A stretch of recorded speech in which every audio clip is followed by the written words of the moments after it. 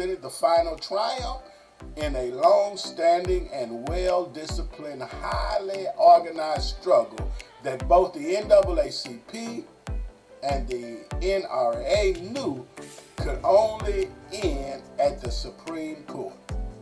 The NRA was able to change public opinion about guns with a stunning speed.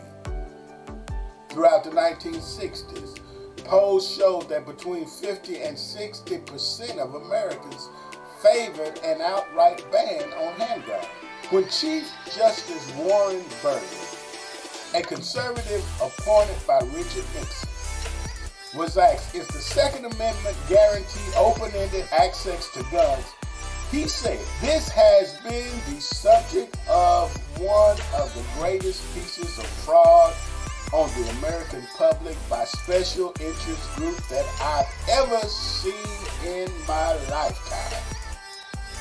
But the political landscape was already shifting, thanks in part to relentless pressure from the NRA, but mostly because the newfound right to bear arms coincided with the libertarian agenda of the new right, subsidized by the unprecedented flow of money provided by the Koch brothers. As early as 1980, the Republican platform proclaimed its conversion, that they believed the right of citizens to keep and bear arms must be preserved. And accordingly, they opposed federal registration firearms. A year later, Senator Orrin Hatch, chair of the Judiciary Committee, announced the new Republican dogma that Second Amendment sanctioned an individual's right to keep and carry arms. Standing behind the Second Amendment, some politicians have displayed a cruel indifference to life, especially the lives of black people.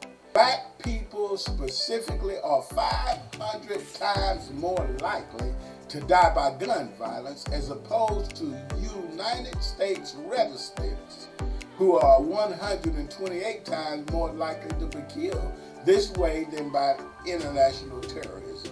Compounding this threat, white nationalism and other forms of white supremacy have continued to inspire racialized shootings targeting schools and communities of color. These hate crimes have all too often been normalized by those on the right. According to an NBC News report, Black Americans are the most frequent victims of hate crime since the FBI began collecting data in the early 1990s.